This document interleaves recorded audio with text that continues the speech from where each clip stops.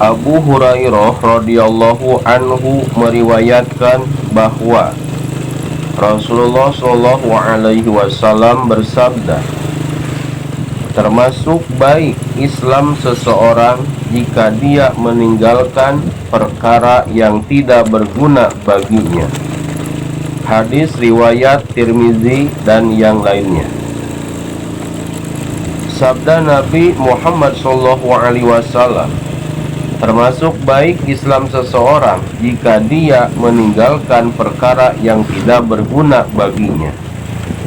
Perkara-perkara yang dimaksud adalah perkara-perkara yang berhubungan dengan kebutuhan kehidupan atau ma'isyah dan keselamatan di akhirat. Hal itu mudah dinisbatkan dengan perkara-perkara yang berguna kepadanya. Apabila seseorang membatasi diri pada perkara-perkara yang berguna baginya, niscaya dia selamat dari kejelekan yang besar. Selamat dari kejelekan adalah suatu perbuatan yang baik. Sebagian ulama dahulu berkata, barang siapa telah mengetahui bahwa ucapannya itu termasuk amalnya, niscaya sedikitlah ucapannya kecuali mengenai perkara-perkara yang berguna baginya, dan barang siapa bertanya tentang sesuatu yang tidak berguna baginya, niscaya dia mendengar perkara yang tidak disenanginya. Ibnul Arabi berkata, dalam hadis terdapat suatu isyarat untuk meninggalkan perkara-perkara yang melebihi keperluan, karena sesungguhnya seseorang tidak akan bisa lepas dari perkara yang diperlukan.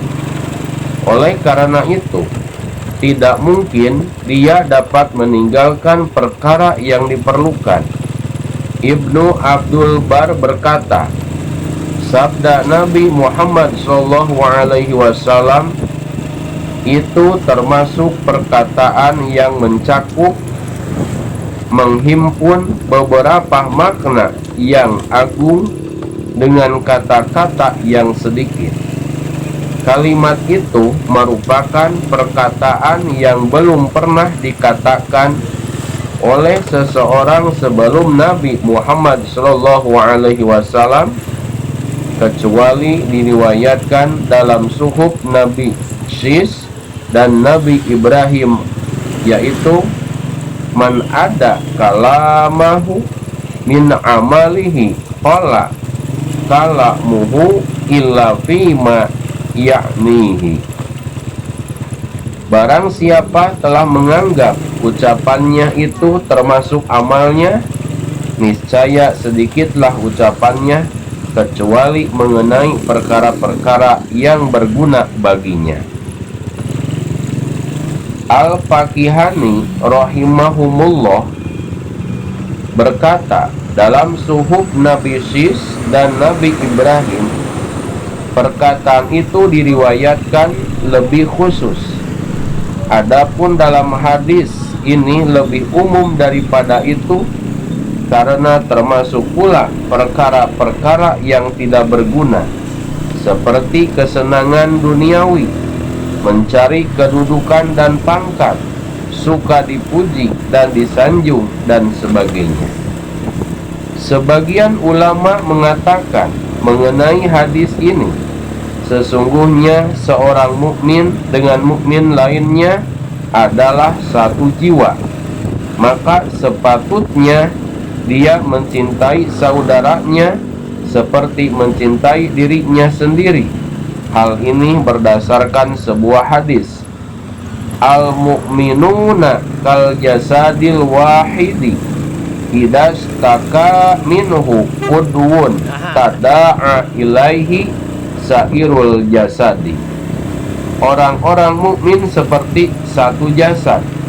Apabila salah satu anggota badannya mengaduh, maka saling memanggil dengan anggota yang lainnya. Sebagian ulama berkata bahwa yang dimaksud hadis ini adalah jangan menyakiti dan jangan melakukan perkara yang dibenci oleh orang lain.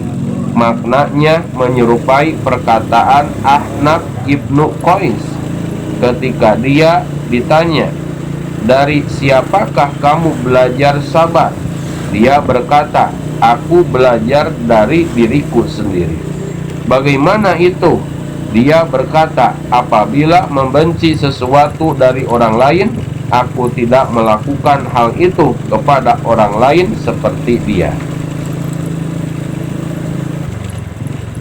Malik telah mengatakan dalam kitab Muwatta'nya bahwa Luqman ditanya, "Anugerah apakah yang telah membawamu pada kemuliaan yang kami lihat?"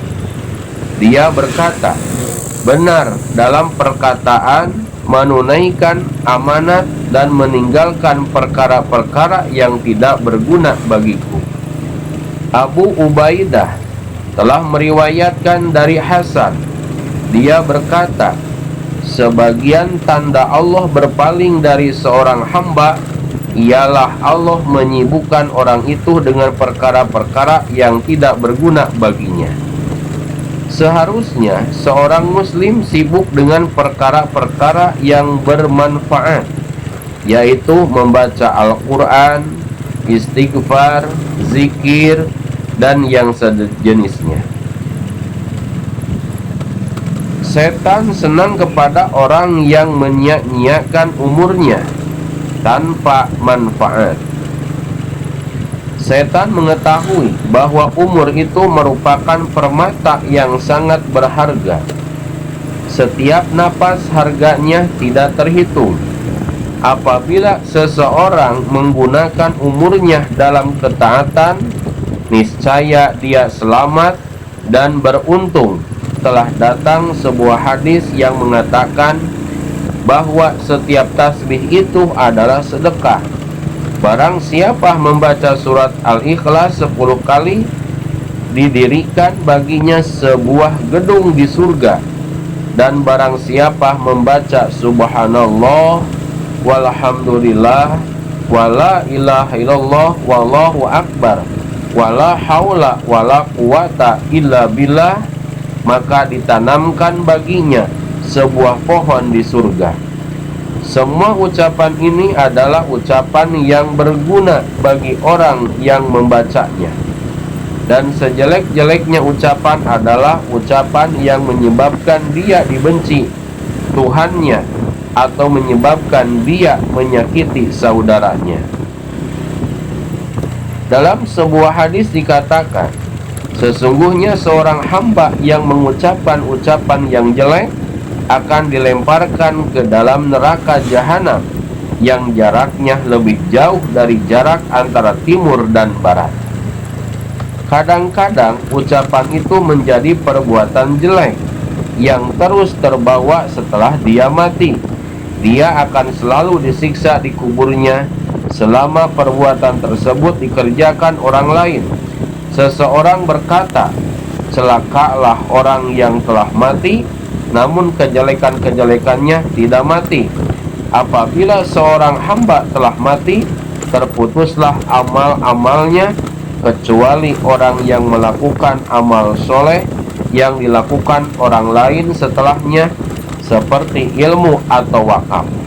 Dalam sebuah hadis marfu dikatakan, "Innar rajula la yatakallamu bil kalimati ma yuridu biha illa ayyadhakal qaumu yuhwa biha bu'dama bainas samai wal ard." Sesungguhnya seseorang yang berbicara dengan suatu ucapan sehingga mengakibatkan orang-orang tertawa atau bersenda gurau, dia akan dilemparkan sejauh antara langit dan bumi. Dan dalam hadis Ibnu Umar radhiyallahu anhu, "La taqsirul kalama bi ghairi zikrillahi fataqsu qulubukum wa inna ab'adal qulubi minallahil qalbu al-qasi. Janganlah kamu semua memperbanyak ucapan tanpa mengingat kepada Allah, maka hatimu akan keras, dan sesungguhnya hati yang paling jauh dari Allah adalah hati yang keras.